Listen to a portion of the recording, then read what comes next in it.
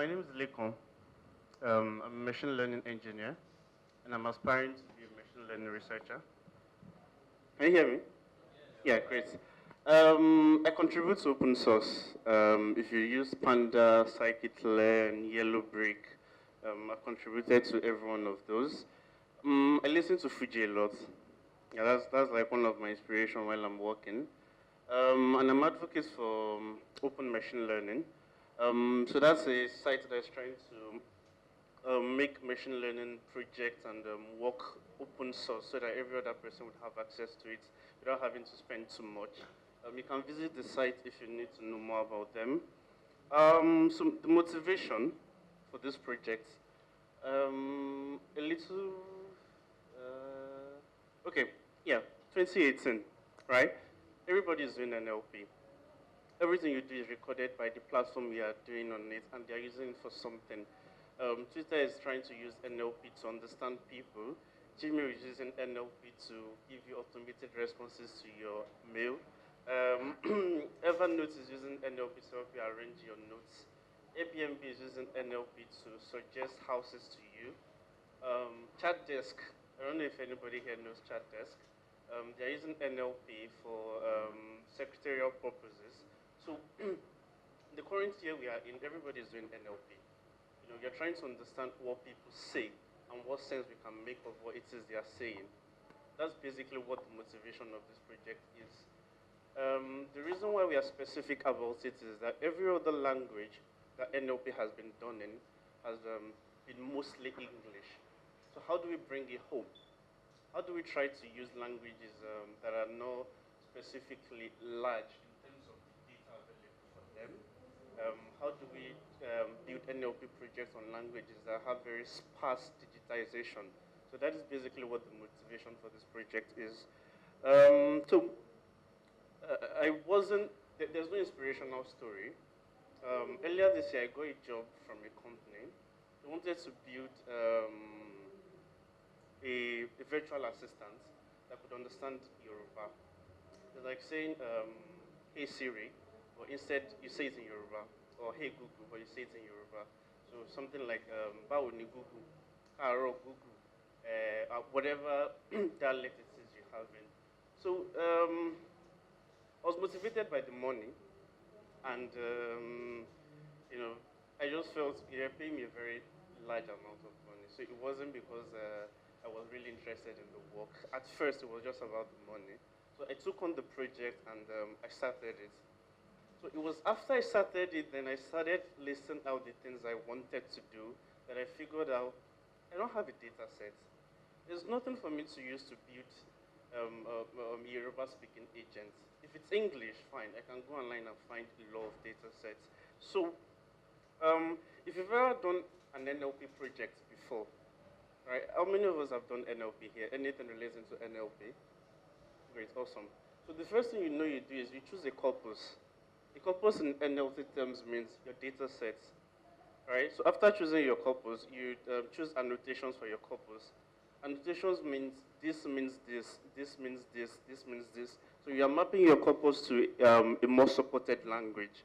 For example, if you are doing an NLP project from Yoruba or no, from French to English, you have to map each word in French to something in English that has more example. So that's the second part of building an NLP project. The third part is just choosing an algorithm that you're going to build your product on top of. So this was the work I needed to do for the company that came to me. But the first part of it was the most important, which is choosing a corpus, because I don't have a corpus available. So now, if you've also done NLP a lot, you know that every time you want to do, you want to build an NLP model, the first thing you want to do is import NLTK, if you've used NLTK before. And NLTK has a module called NLTK.corpus. Now, using this particular module, you can use, if you're doing NLP in Yoruba, or in English rather, you can use data sets like Gutenberg, Shakespeare, the inaugural speech for all the US presidents, and Reuters newspaper. So these are some of the data sets you can use for NLP if you're doing it. Some of the most most important Yoruba text. Same thing in Yoruba. So, sorry.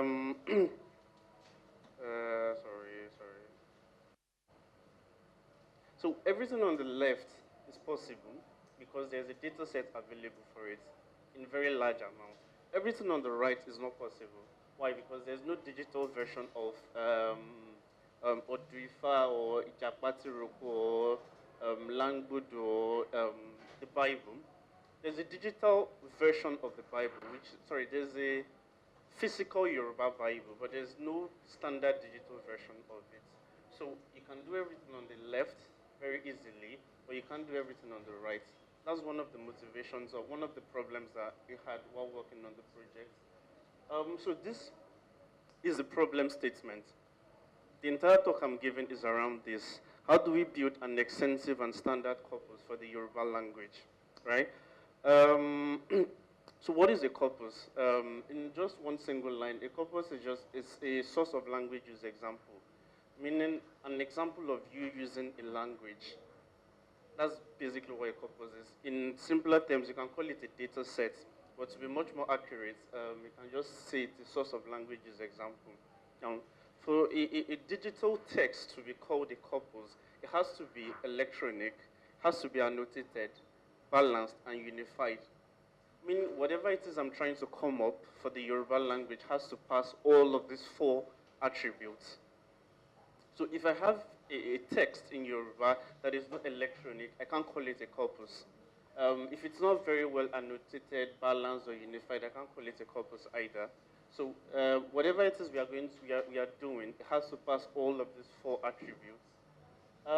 So what is the work we've done and the work we are yet to do? So interestingly, after we got the problem statement of what we wanted to do, we knew the was to of available works in any of them. Has anybody done anything like this before? What did they use? What problems did they encounter? So when I started the search, I noticed that there's actually quite a lot that has been found in the language. In the academic field, right? There have been a lot of papers on the Yoruba itself in academics. But the problem is most of these papers are really on other fields for NLP in general. For example, if you search Google Scholars, there are about 7 papers on Yoruba and Yoruba health, where you see about the head of the history. You see about 18 papers in Yoruba and just like 2 papers on NLP. Are you hearing me? You see about 2 papers on NLP and Yoruba. So there's a very big problem. There's a lot of documentation about Yoruba, the culture, the health, and the history. But there's not a lot of documentation about digitizing the Yoruba language itself, meaning doing NLP with Yoruba. The 2 papers I found on it were not even quite extensive. Both of them were written by lecturers of a South African university, so not even a Nigerian school. So there's a problem somewhere. The next obvious thing to do was to do a Google search, right? So if you search for Yoruba corpus on Google, these are the first 3 results you see. Now, the first 2 are very good. Sketch Engine is it's a software for building corpus, for building NLP data sets, but it's not free. So meaning they have 2 to 8 million words in Yoruba that you can use to build NLP, but you have to pay for it. And I couldn't pay, or I didn't want to pay. So it wasn't useful to me.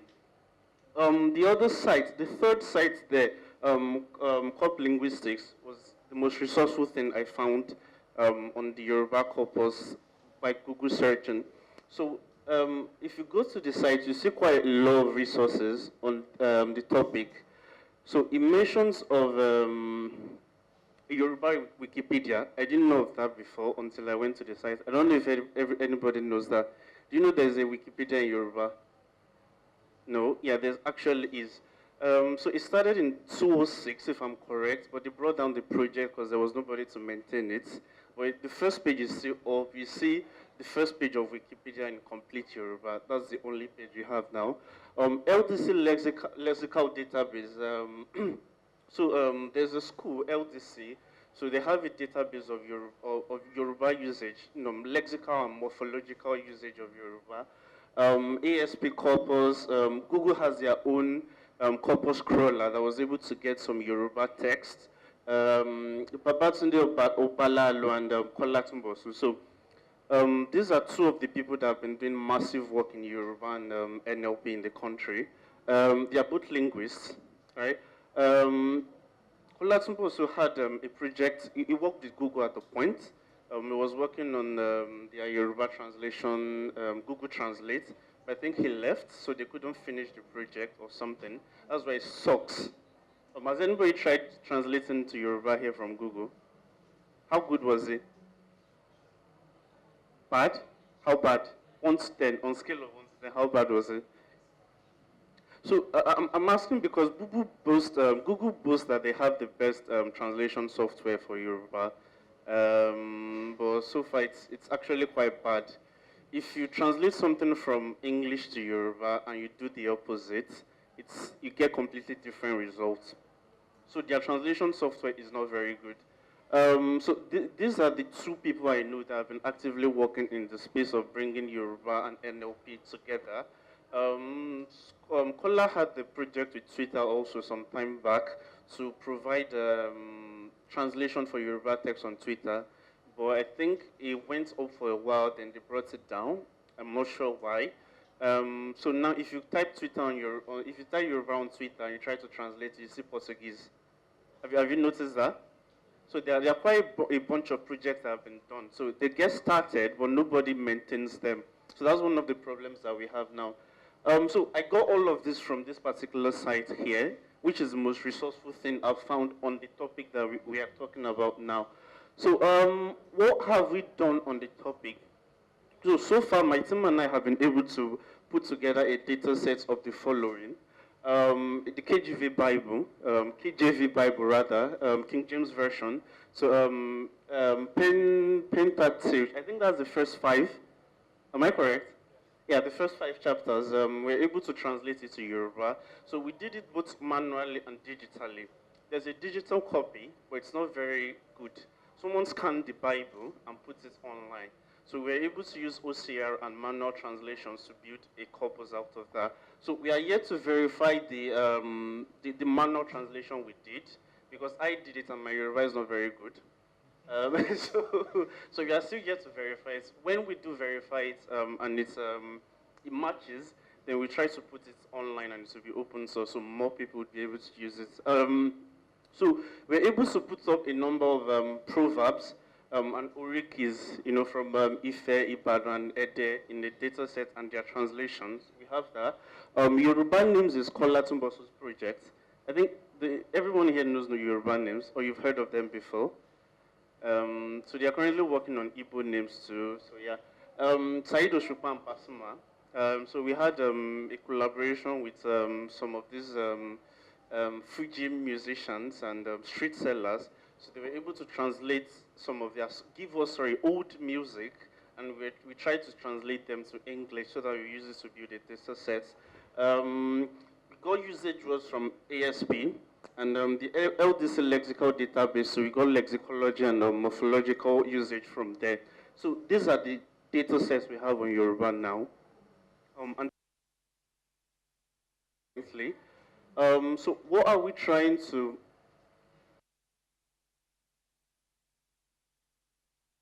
This is everything we are still trying to do. So far, in the project, we've not spoken to a lot of linguistics, or linguists, or what do they call them? Linguists? Yeah, linguists. So we've been working basically on the concept of us being Yoruba and knowing how to code.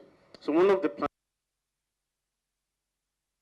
we have Kola Tumbosu on our list. We've been trying to talk to him to see if he can come in and help us in any way with either translation or resources to make this project better.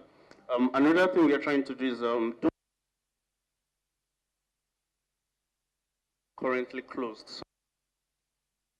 So we are using it to build a product for a company. so we can't open source it yet. So once we are done and we have enough data, we'll try to open source some of them and everybody will be able to use them.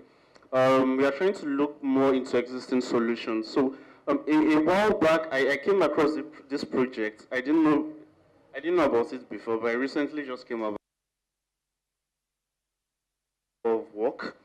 He also did the Bible translation and a bunch of other Yoruba corpus available there. So if you're interested, you can always check out the project. Languages, if you have, that's why Kola is trying to work on the everything together as one big project. So what can go wrong in the process of this? This is just a narration of everything that went wrong and possible things that would go wrong in the future. So you can take notes. The first problem you're likely to have is ingestion.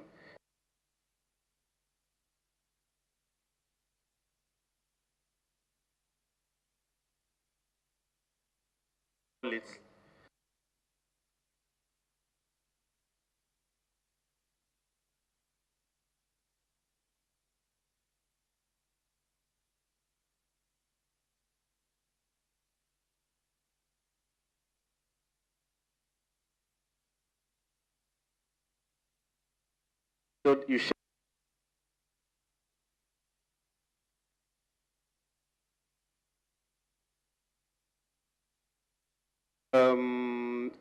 BBC, we're trying to crawl BBC, and one of the things that we did was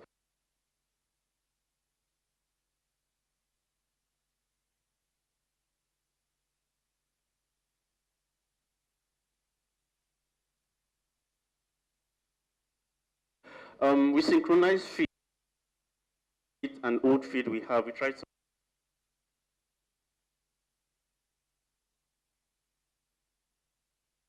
feeds in a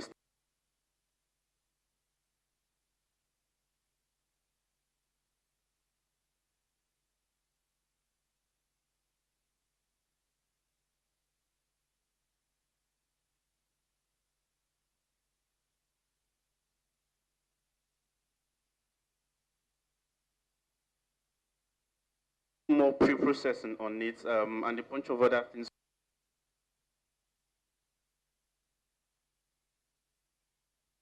Yet, so 4 is still a major problem to us. So these are one of the things that can actually go wrong.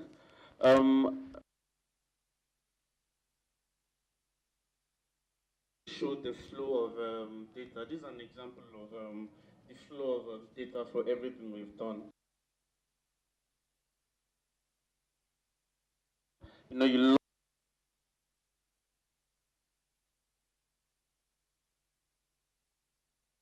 time I've logged that.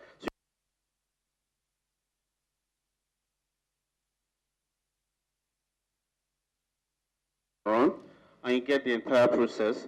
What else? You can see the ingestion parts there that feeds, starts the process, finishes, and takes care of everything. So if you're trying to replicate the current system we have, this is everything you need to understand in a way. So the connect part is just connecting and storing to a database.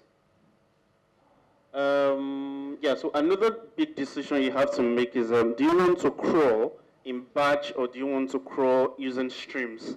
So, you know, in batch, you just take a bunch, you do whatever it is you want to do to it, and you live for a while, go back again, take a bunch again.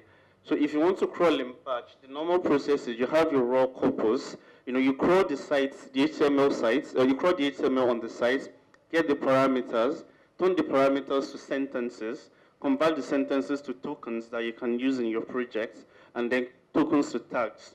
Because you're not going to use you're not going to feed the Yoruba itself to the NLP system. You tokenize it, and it's a tokenized bit that you actually feed into the system.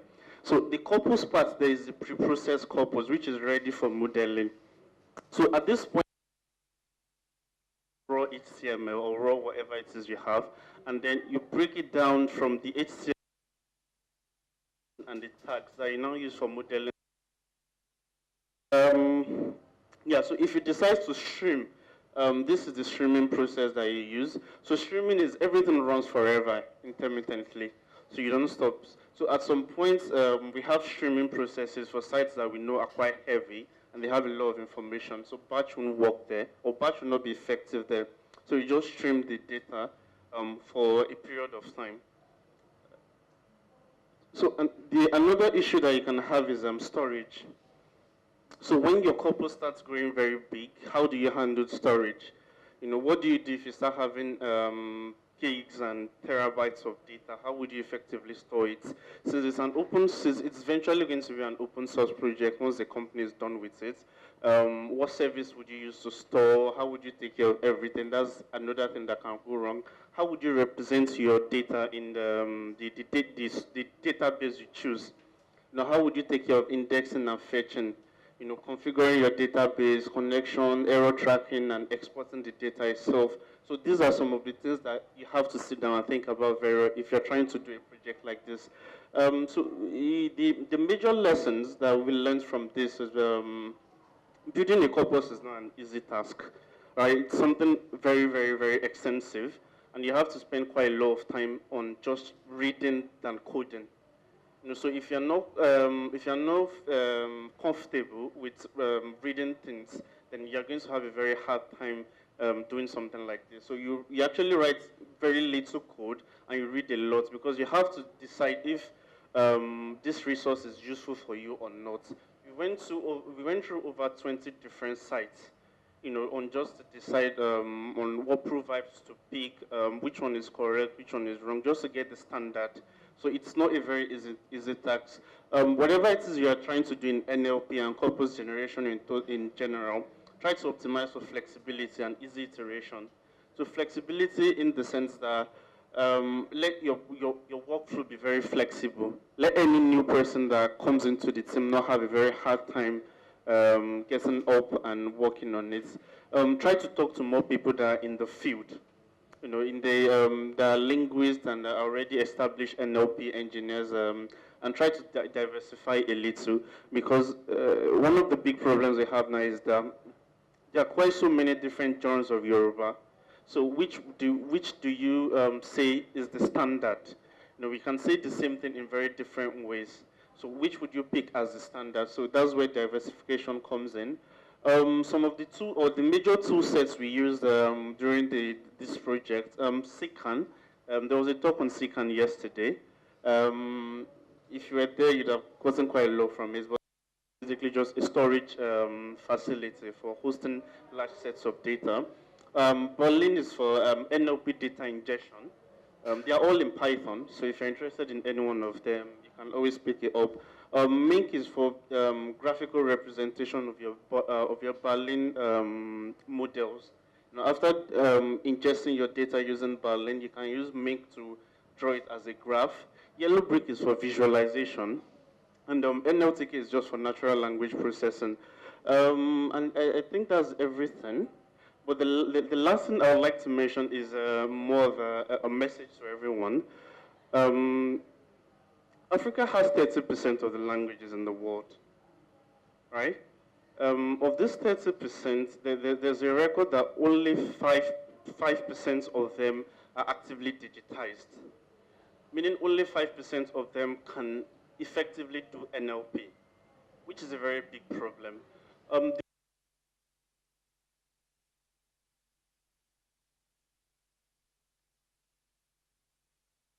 Or whether set of African engineers that were interested in getting their language out there. So they have quite